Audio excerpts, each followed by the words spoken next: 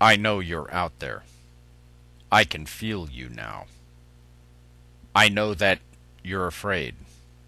You're afraid of us. You're afraid of change. I don't know the future. I didn't come here to tell you how this is going to end. I came to tell you how it's going to begin. I'm going to hang up this phone, and then I'm going to show these people what you don't want them to see. I'm going to show them a world without you. A world without rules and controls, without borders or boundaries. A world where anything is possible. Where we go from there is a choice I leave to you. Hi folks, Roage here again in the woodshed. I named this video Honor.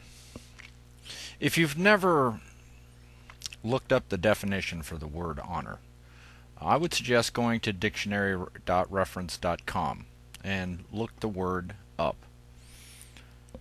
Look and read every single one of the definitions. You will find it wholly appropriate. Things are about to change for us. It's going to get worse before it gets better. It's like a broken bone. It hurts when you do it. And it hurts when you set it. But that's just part of the healing process. We need to go through this. In this video, I'm going to reveal the Achilles Heel. It is the thing we're all afraid of. It has three parts. Sorry about that. There are three walls to our cage.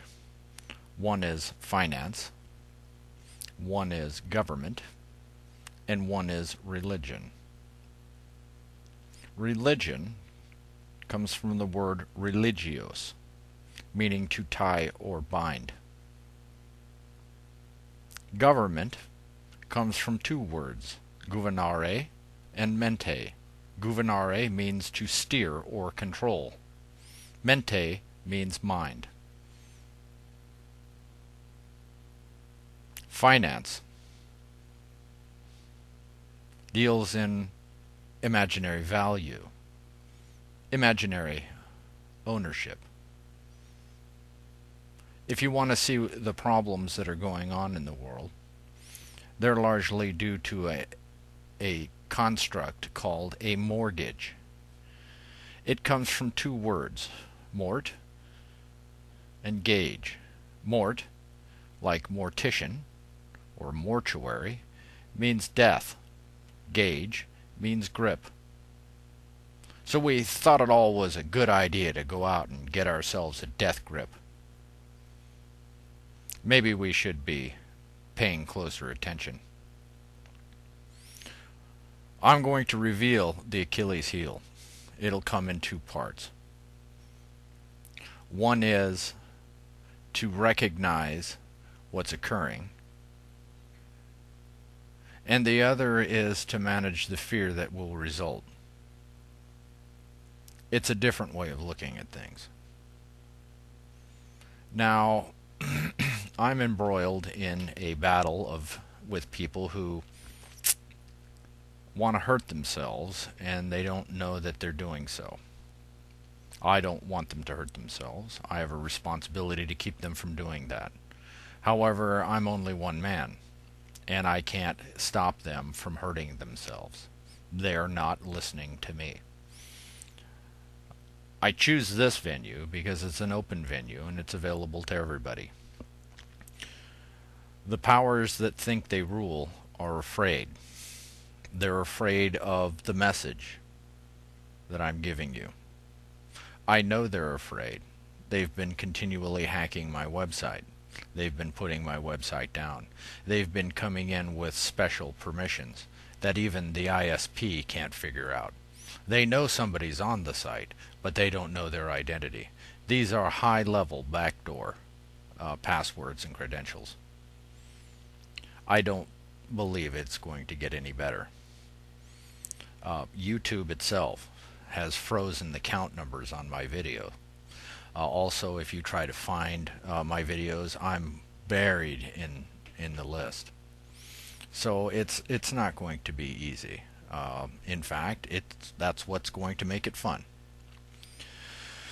So, what's really special about me is not all that special. Like most people, I didn't find the truth.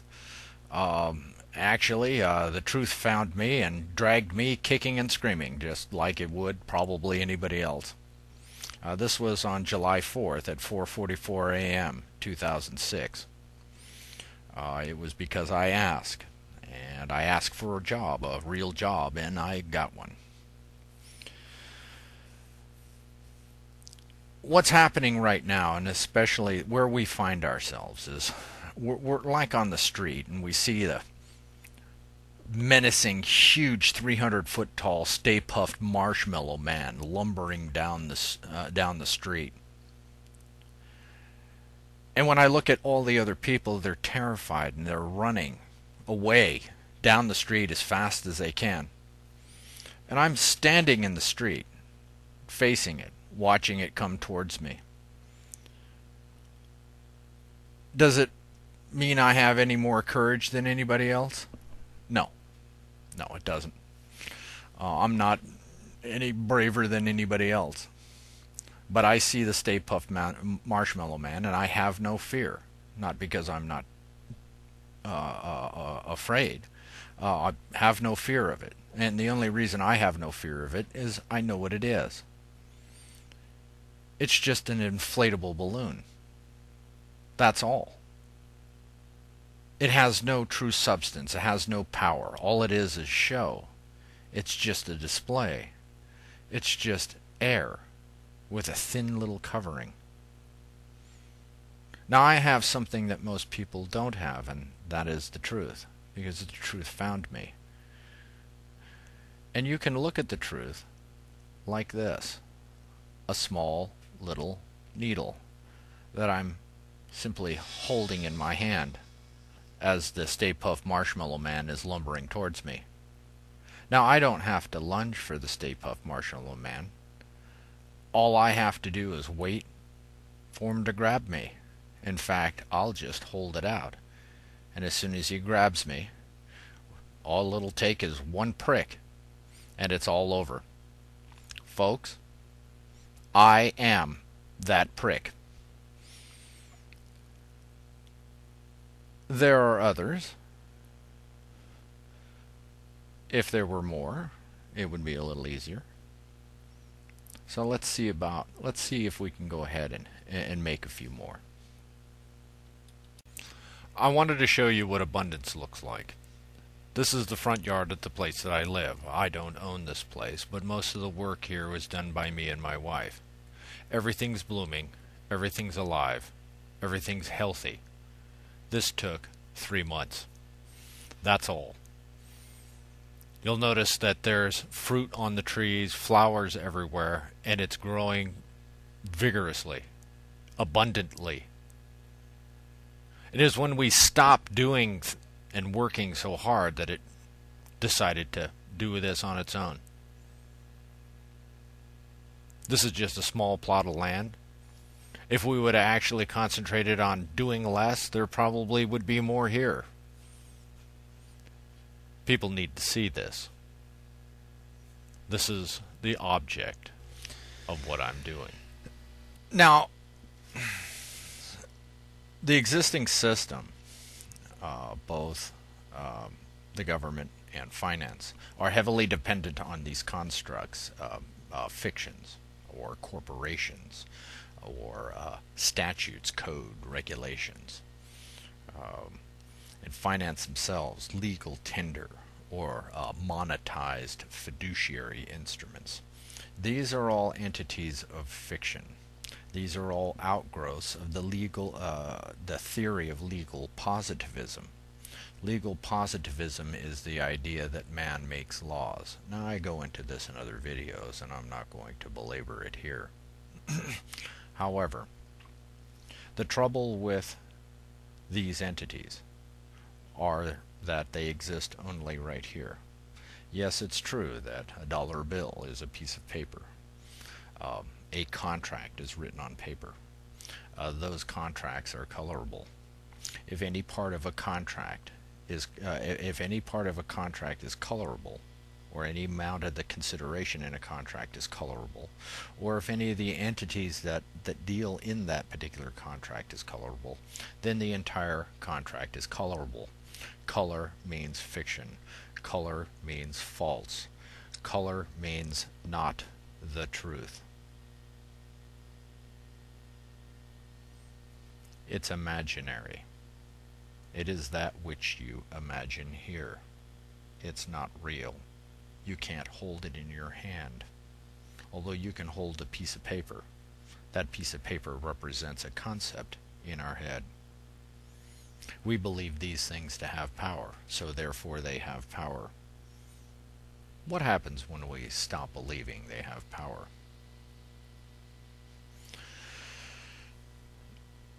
That the fact that they are not real is not dangerous.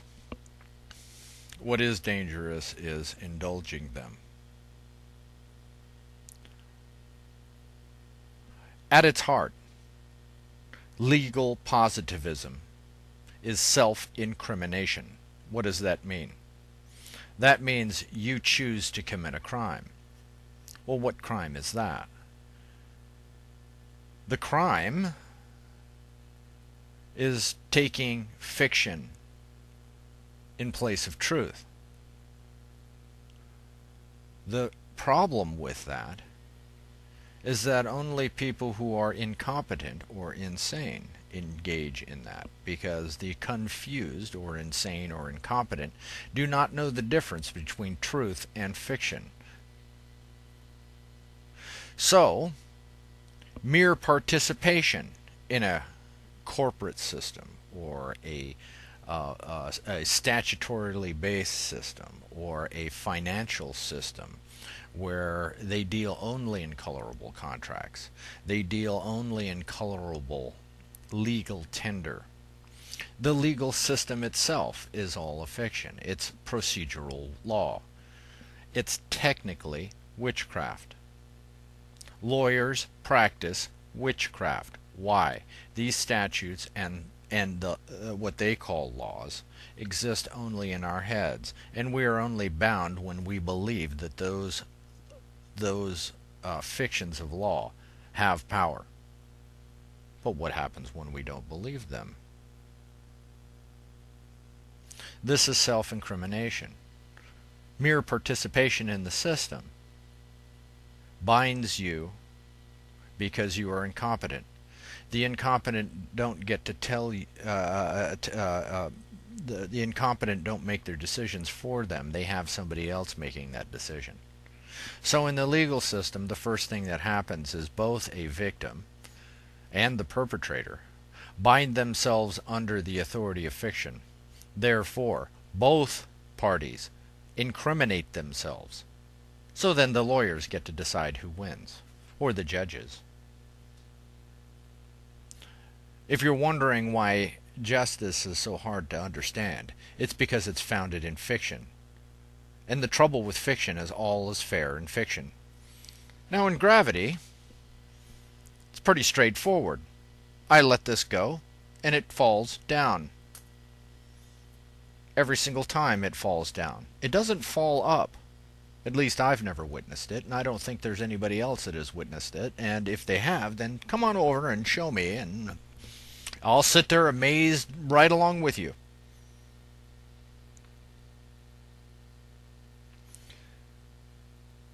But there is the fear. The fear is there. Because everybody is participating in this fictional system, and everybody is afraid of all of the other people that are participating unconsciously in this system. We are afraid. We are afraid of other people. We are afraid of people with guns. We are afraid of armies. We are afraid of disease. We're afraid of losing our jobs. We're afraid of dying. We're afraid of everything. And it's no wonder why things are not getting any better, because we keep doing the same thing over and over again, expecting different results.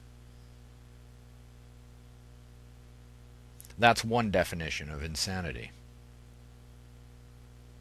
My definition of insanity is the inability to perceive the truth. What is the truth? The truth is on.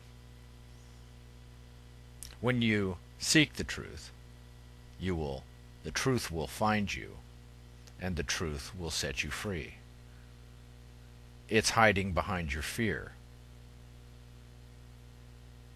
I wasn't a courageous man. I can't expect anybody to be any more courageous than I. However, there is a tool. And the tool is not complicated. In fact, that's why it has taken so long for me to find it, and others. And it's not because the tool is complicated or hard to do, or hard to find. In fact, the real reason it took so long is because it's so easy that we overlooked it. So what is it?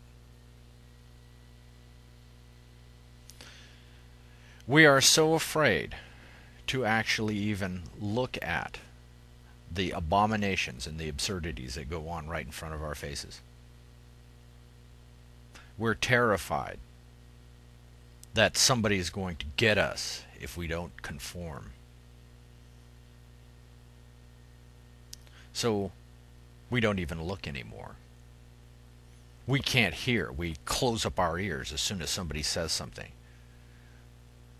We say the word conspiracy and don't realize that when anybody introduces the word conspiracy in a conversation, everybody erases their minds back to the beginning. And of course, the man who speaks of conspiracy is somebody to be avoided. I conspire every day, and it's a conspiracy. That conspiracy is between me and the lady at the convenience store when I go and buy gas. We've conspired to do a commercial transaction. You might think that's funny, but I don't know where suddenly conspiracy has become such a weird thing. Anytime you have two people engaging in some sort of act in private, they have conspired. But we immediately close our ears. Things that automatically have been programmed into us. And why? Because we're afraid. We're afraid, and the fear is this, that if we indulge and actually listen, that there might be that moral part of us that will be compelled to act in some way. And by acting, we would bring about some imminent threat to us. We would lose our job. We'd get arrested and thrown in jail. They'll take away all your property. It's a real fear. It's a real fear, especially with 7 billion confused people on the planet. Yeah, that's a real fear. But you don't have to act. The path to the truth, or the path to allowing the truth to find you, doesn't require you to think. It doesn't require you to act. It doesn't require you to feel. There is no ritual. There is no meditation required. All one must really do is pay attention. But if you can't pay attention because you're afraid, then the truth will not find you.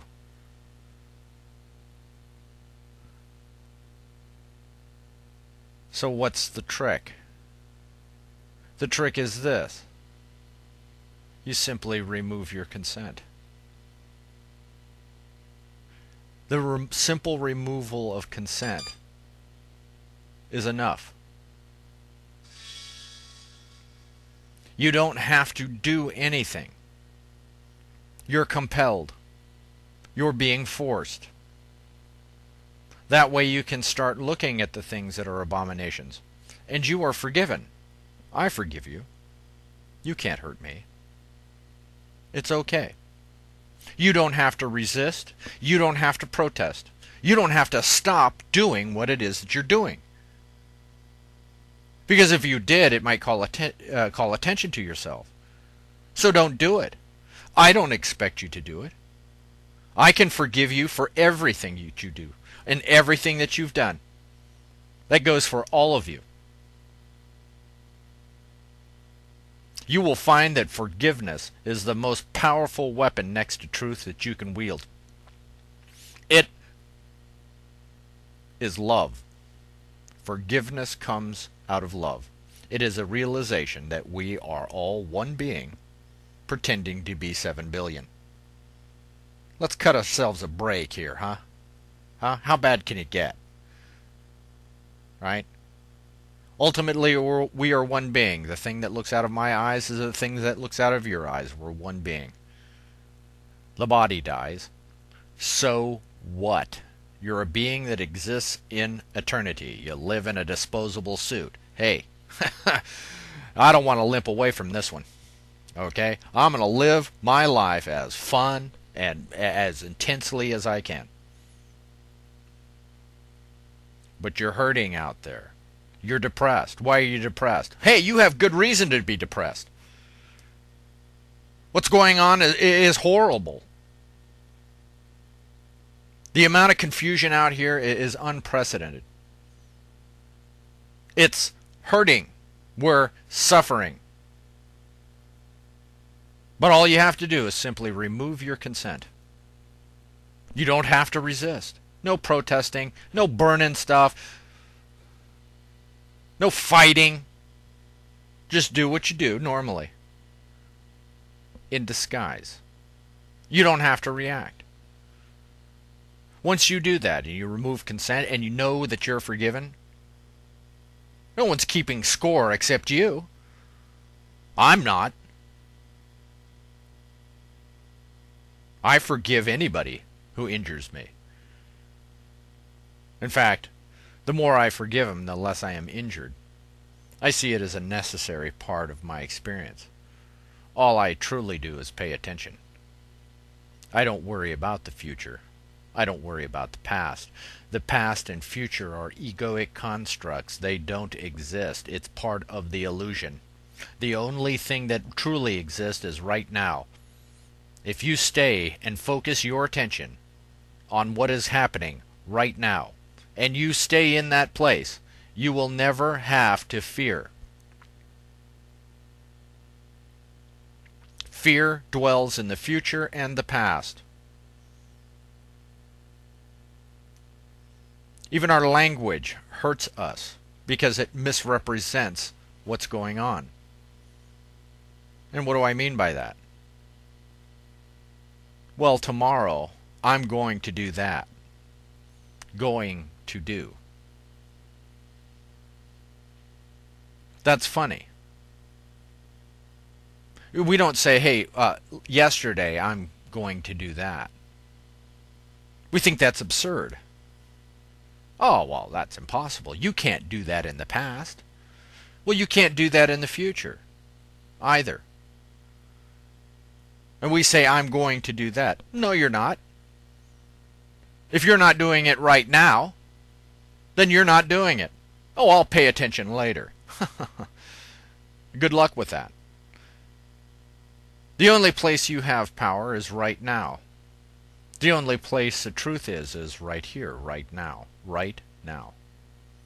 And if you pay attention right now, and you stretch that moment on, you will not be afraid. You will see the most amazing things. Because we focus on the future, two things happen. One, hypothetical, oh my gosh, something bad could happen, so we're afraid. I'm not going to do this because this might happen. Well, it's true, it might happen. But is it? Right now? Oh, I'll be happy tomorrow. Or I'll be happy yesterday. Be happy now.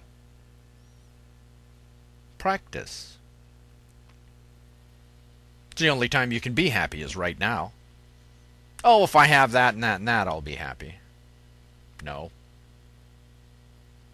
Because the more you want it in the future, the harder it is for you to get. Why? Because the ego does two things that cause suffering. One, it visits your fear on you. Why? Because you have this emotional attachment to these things that could happen. And the more and more you're afraid of it, self inside you says, oh, that's a dangerous attachment. I better bring that fear about so he can manage it. So you can experience it and understand that it's okay. The other thing that ego does is it uses your expectations against you. So you think, wow, tomorrow's going to be great. I'm going to go and tell those guys all of this stuff and they're going to think I'm the shit. Yeah. I'll be able to I got this new story I'm going to tell them. I'm going to tell them about these two guys that were doing this and this and this. So then tomorrow comes and you start telling your story and people say, so what? So you spent that whole time with this expectation that it's going to be wonderful, only to have it deflated right at the last minute. Well, why? Because you had a disproportionate emotional attachment to it. The more you fight it, the more the opposite occurs. And that follows a simple rule, a simple law. For every action, there's an equal and opposite reaction. The more you want it, the more it's held away from you. The less you want it, or the more you fear it, the more it's visited upon you. The trick is to stay balanced, stay in the now. Focus on what is right in front of you right now. You're listening to this video. Pay attention. The more you pay attention to this video, the better you'll get the more you'll get out of it. If you can't pay attention because you have a 6-second attention span, forget it. Where do you get that 6-second attention span? It's conditioned. What's conditioning you to do that? Well, your television. In fact, your television is creating a false reality for you. They can present any reality they want on television. So that's what they show you. They show you cop shows where people are being abused. They show you prison shows so you can learn how to become accustomed to that lifestyle. So you can be afraid. They don't help the homeless people on the street. They want them right there in front of your face. Why? Because you're going to work harder if you're afraid that it might be you. Why do we do that to ourselves? What are we truly afraid of? We're afraid of something that might happen in the future. And we worry about it so much we don't pay attention to what's going on right in front of us. And we're afraid because, if we knew what it is, we'll have to act and expose ourselves to danger. No, you don't. It's okay. Just remove your consent. Don't have to resist it. I'm in this position right now. People say, hey, well, they're going to put you in jail. Well, I've been in jail once. I'll have to say I felt the most free in jail than I ever did on the outside. I wasn't in there for very long, but it was quite an experience. In the jail, I had no obligations, no responsibilities. Didn't have to worry about feeding myself. I had all the time I needed to think. I wasn't distracted by anything stupid. There wasn't a bunch of idiots causing me problems. Oh, there were walls around, but not near as many walls as on the outside. There's imminent danger outside here in the world. Things to be afraid of.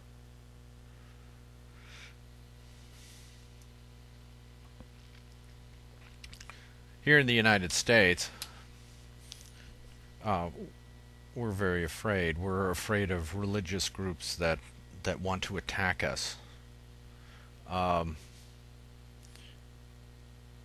Folks, if there were people that wanted to hurt the United States, seriously, we have so much unprotected infrastructure. They could make this country a nightmare. That is, if they really wanted to. I think for the most part, these people just want to be left alone, just like you and me. Why do we think that, hey, we know what's best for them? We seem to just let corporate fictions run our lives. These people are mad because corporations are going into their countries and taking all their natural resources and giving them nothing. I mean, this is going on in Nigeria right now. I mean, the oil companies go in and they buy up all of the resources. There's some guy at the top of the country who's supposed to be operating in the best interest of the people, making side deals for himself. So he gets to drive around in a car, while the rest of the people crawl around in the dumps trying to eat. It's not just there, it's everywhere. And if you think it's not going to happen here in the United States, I got news for you. They've already demanufacturized our country. That's where all of our manufacturing jobs went. They gave them to the Chinese, to the Indonesians. That's where your jobs are. Now, I don't begrudge these people a livelihood, but not at the complete expense of other countries. Besides, they're not doing the Chinese any favors or the Indonesians. They're not getting paid living wages. They're being starved out.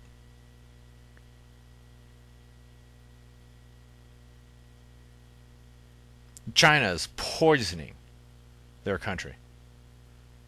Poisoning. The stink sometimes is just atrocious. The pollution is so bad you can't do it. Oh, but they have jobs.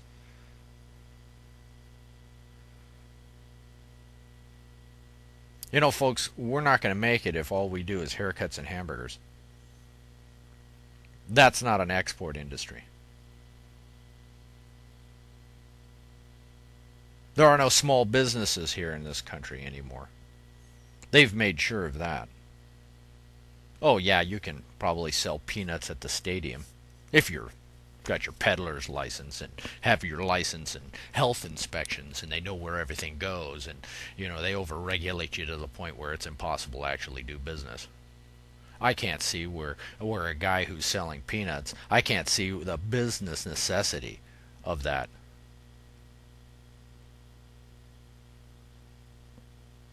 Oh yeah, you could be afraid that he's going to hand you a bag of peanuts that's got something in it. But honestly, is it in his best interest to do that? Think about it. Huh? Is he going to make a lot of money if he's poisoning everybody that walks by? I don't think so. So what's the government truly doing? Well, the government is keeping us safe by making it impossible for us to even work.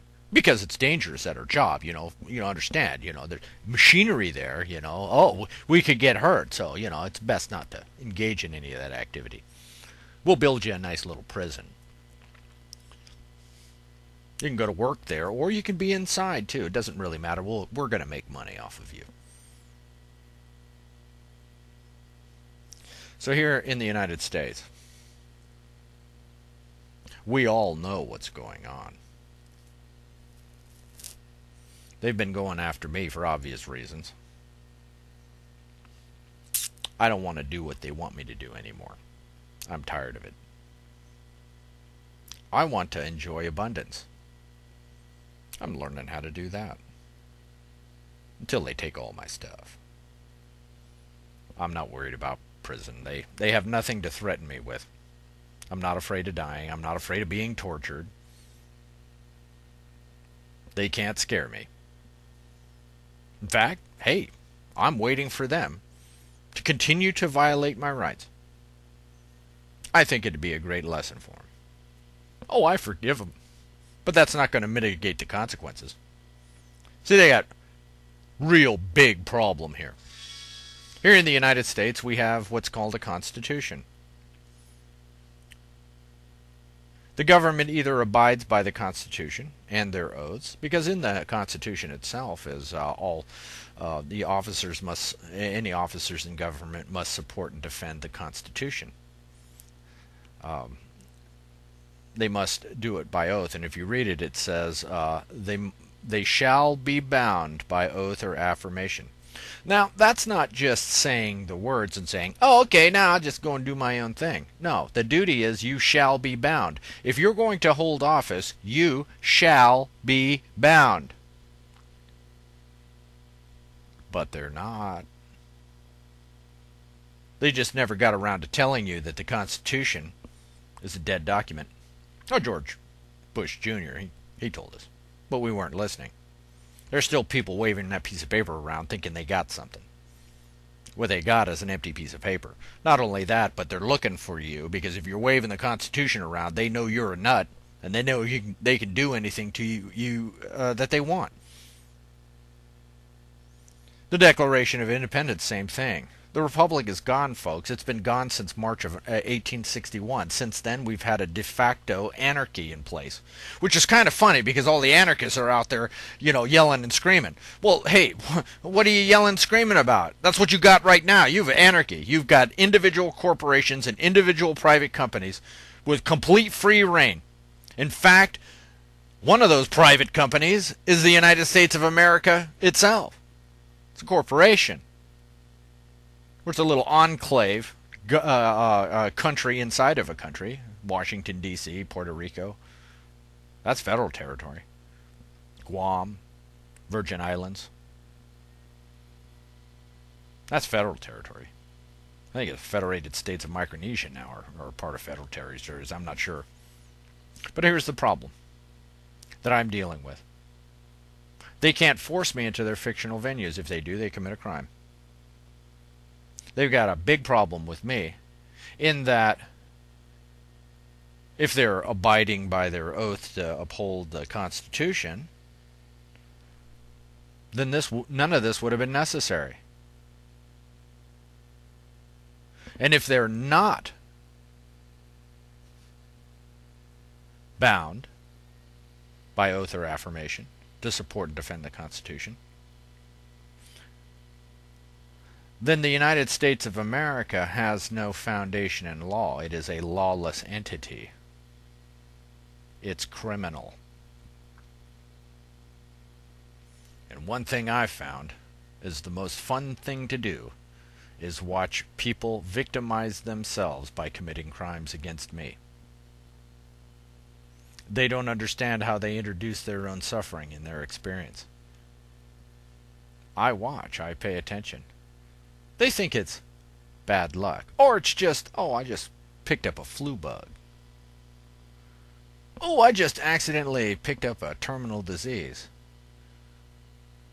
Oh, I'm a victim of random act of violence. Road rage all of a sudden. Oh, it just happens. It just happens by chance, an accident. No, folks. What you get here is what you need. And right now, you need to pay attention. And until you do, your life will be nothing but fear and pain and suffering. It's just a simple choice. You don't have to do anything. Oh, you might spread this message around to your friends, because the more people who are paying attention, the faster it'll change. Alright, so we're going along. Let's say 4 or 5 months. This video has circled the globe. Everybody knows what I'm talking about, and everybody inside doesn't like what they see.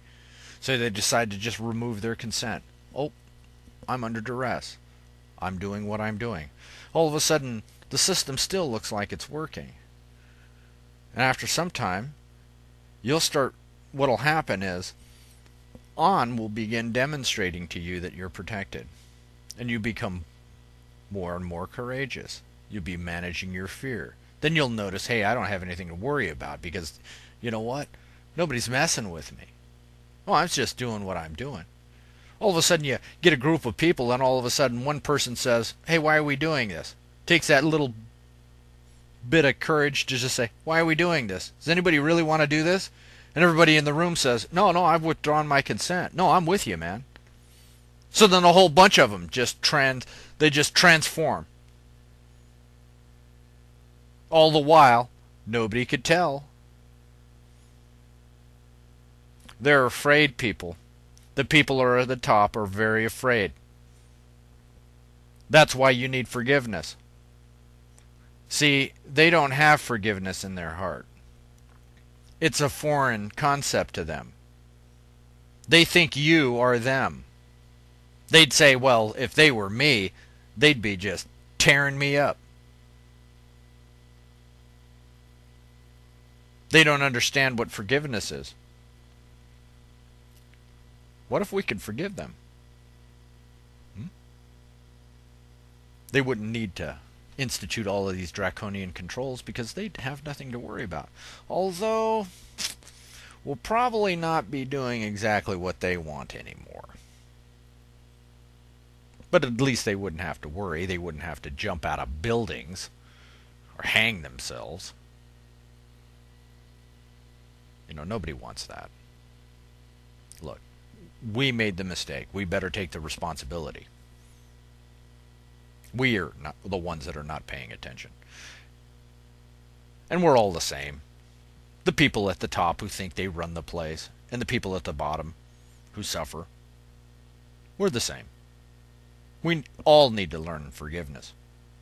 If the people at the bottom can't forgive the people at the top are going to be terrified of the people at the bottom, and they're going to attempt to control them more and more. At which point, the draconian controls will cause the people at the bottom to be afraid of the people at the top. And it's a vicious cycle. It's all fear-based. Nobody's talking about reconciliation. Everybody's talking about vengeance. We got groups of people here that says, we've been injured. Pay us. Chances are you were injured because you yourself didn't pay attention, or you yourself didn't exhibit the basic responsibility of your own experience. Oh, you didn't want to hear it. Oh, you didn't want to see it. Folks, there are some ugly things going on here. Okay? There are ugly things. And as far as the adults, hey, you know what? They deserve what they get. But we're treating the kids bad. That ain't going to go on forever. You got to realize, the way we treat our kids, we should not be surprised they grow up to be monsters.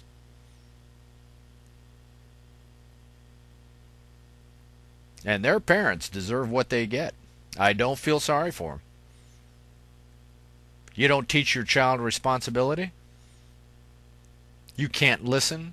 You're too busy watching TV, distracting yourself from what you're doing.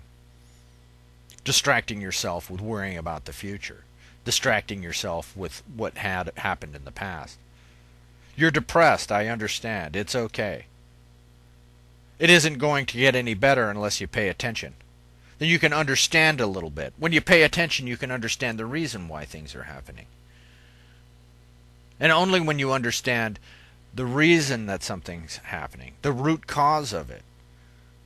Otherwise, you have no chance of really figuring out what the problem is or even how to solve it. There's nothing here that's a real problem. It's just simply based on poor decisions. Poor decisions, made by people with the inability to perceive the truth. The root of insanity. The inability to perceive the truth. Why? Because we're too afraid to look at what is going on right in front of our faces.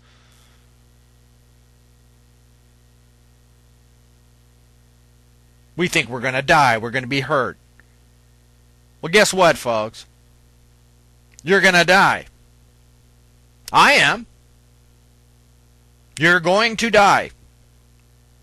You'll probably be sick. It's okay. It's just part of the show. You don't have to be miserable.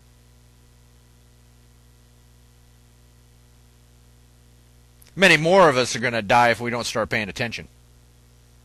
Paying attention. The only true duty that you have. The only real obligation that you have here. You know, the flesh suit, it does its own thing. The being inside is watching out through your eyes, while the suit dances like a puppet, all by itself. Take your hands off the wheel. Unbuckle your seatbelt. Just rip that stupid, tray table off. And jump out the plane.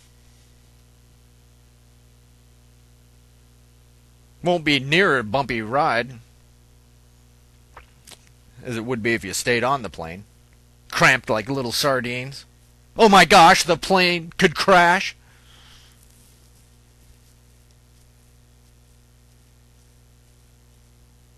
Yeah, the plane could crash. An asteroid could hit us. The sun could burp and wipe us completely out.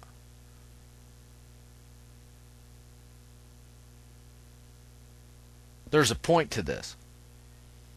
There's a point to your experience. You are special and you are necessary. You are gathering vital experience. The being that is looking out of your eyes is seeing everything, hearing everything. It knows everything. It has eyes everywhere. There's an object in this universe that isn't conscious. It's all consciousness. Rocks, trees, plants, bugs, everything's conscious. Oh, they're perhaps not as conscious as you are. Self-awareness is pretty impressive. But I had a dog that was self-aware. She taught me how to trust. It was an important lesson. You won't learn how to trust until you revoke your consent. You won't learn how to trust until you start paying attention. Because when you start paying attention, you'll see that nothing happens by accident. Everything happens for a perfectly good reason. But until you do, your life will seem like luck, chance, accident, and chaos, and it will hurt. When you get ready to stop it, come and see me. We'll talk about it. One of the things you need to know is the law. I teach that on my website. Go see. Hit the fast track page. It's right there. It's not a matter of growing. It's a matter of remembering. See, when you're a kid, you knew it already. See, when a baby's born, it doesn't distinguish between its mother and itself. It thinks its mother is itself. That's why it likes to play peekaboo. What is it seeing? It's seeing itself. It knows. So when itself pops out and says peekaboo, the baby laughs. It's delighted at its own image. It's fun. It's when that baby then starts learning how to speak, where it starts creating a separate identity, and then it realizes, oh, well, that mother character is not me. And we forget. It's an illusion. If you want to learn how to be, watch a child. A child to teach you. Oh yeah, we get mad when the child breaks something in your house. But what's the child doing? Oh, it's probably something very precious to you, right? Very valuable. A child knows. What's a child doing? He's breaking a uncomfortable and unhealthy emotional attachment. It's just stuff, folks. It's there. It's recorded. Everything you do is recorded. Nothing is lost. You can't die. You're a being that exists in eternity. You're wearing a flesh suit. Everyone is important. Everyone. Even the bad guys or the evil guys. There are no evil guys here. None. And those people that think there are demons out there, no. You want to see a demon, look in the mirror. That's the cause of your problem.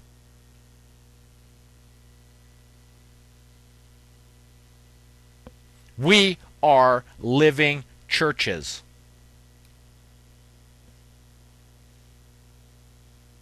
Church. The word church. The Egyptians had the North Star constellation called Tirut, a hippopotamus. Lived both in the water and in the air. Two halves. Yin and yang. Left-brained and right-brained. Tirut is where we get the word teruth from. Truth. The Egyptians had some cards which they would use to discern the truth, not unlike the church using dice to determine, what's the truth. It's trial by combat. That's how we do it too, also. But they used a card. They used cards to determine what the truth was right now. It was called tarot. It's where we get the word Torah. But tarot, they didn't use the T sound. It had a CH sound. So if you replace the T's in tarot with the CH sound, it comes out charch. Charch. It's where we get the word church. But a church isn't an ugly, cold building, folks. You are the church. Well, listen to JC. He was saying it.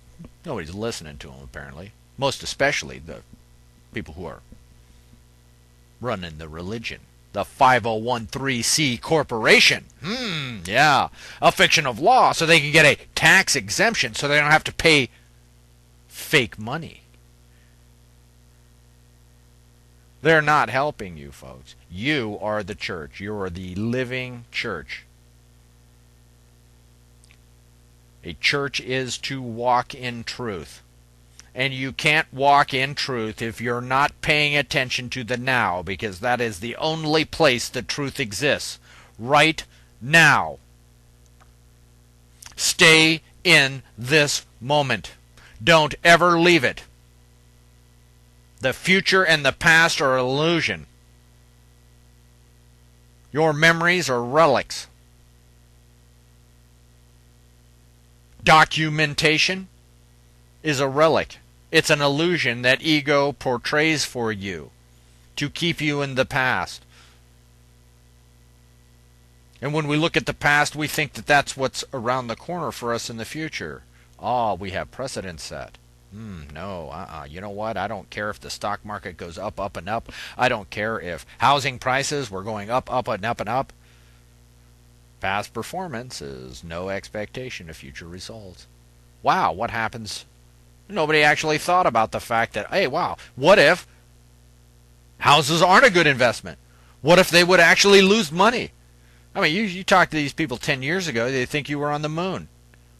Well, are you kidding? Houses are always a good investment. Really? Look at how they inflated the prices. Banks were just handing money out. What was that doing? That was just driving up the prices of houses. Everybody wanted their houses to increase in value so they could flip it. Everybody looking around. All of a sudden now the existing homes weren't selling. It was just the new homes. Why? Oh, well, because, you have 3 years, no payments. Yeah, great. You walk into a balloon or an arm. Yeah. Oh, no. We'll get you into a fixed rate later. Yeah, they just sheared you. You walked into it. That's what they do. Everybody says, oh, well, you need a little bit of inflation. Really? I don't see how devaluing what I'm considering currency is necessarily a good thing.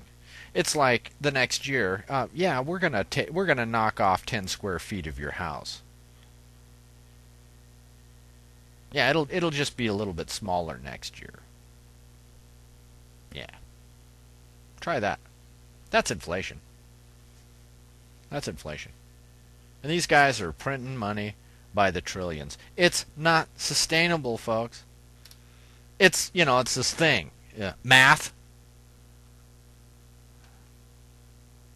The system itself was designed to fail. You can't pay the debt. Because not only do you owe all the money in the world, but you owe it plus interest. And you haven't created enough money for that.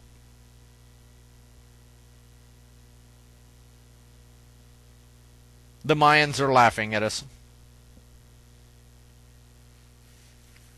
The Hopis called it the crooked way. They also said that you are the one you've always been waiting for. This universe was constructed for you. I have my universe, you have yours. Your universe serves your purpose. It provides that which you need. No, it's not what you want, but it is what you need. And if you don't pay attention, you need suffering. How's that working out for you? Things are changing. The sun yesterday was so bright that some of the spacecraft it maxed out their equipment. There's a new waveform coming from the sun. It's having an effect. The reason you're watching it is because of that waveform. Things came to me yesterday that I'd never even contemplated before. Things are coming to other people that they haven't been contemplating either. We're changing. We're going through a consciousness shift. This is all part of it. If you're listening to this right now, it's too late. You've already been infected. It's not the words I say that has any meaning. It is the sound that hits your ears that affects you. That sound reverberates everywhere and transforms everything in your environment. Oh, it started slow and subtle for me. When the truth found me, it gave me two messages. It said the time has come. And it said, you are free. Well, didn't have much courage back then. I had to have it proven to me. So in the last 6 years, it's been proven to me. I'm free. You can do anything you want to me. Put me in jail. I'm still free. Oh, and I'm not consenting either. Do anything you want. All you'll do is hurt yourself. Oh, and I forgive you because you're confused. You know, you're the one that's doing it. You're law enforcement. That's funny. Law enforcement. Come over here and stop that from happening.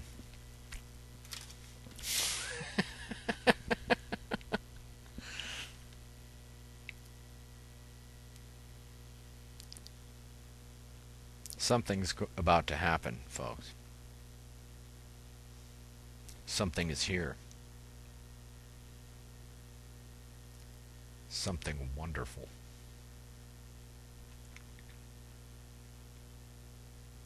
I look forward to all the people that are going to teach me wonderful things. I'm a simple man. I don't have much to teach people. There are people that all people have unique skills. Each one of us has our own unique gift. A gift we're going to share with the world to just make it that much more wonderful.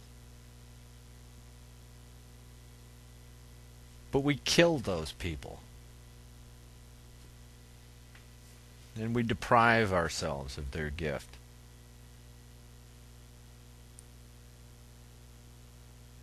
We need to ask a question. It's a simple question. Why are we doing this? Again? Is that suffering so important that we have to keep doing it? When are we going to learn? How about now? Huh? Now's a good time.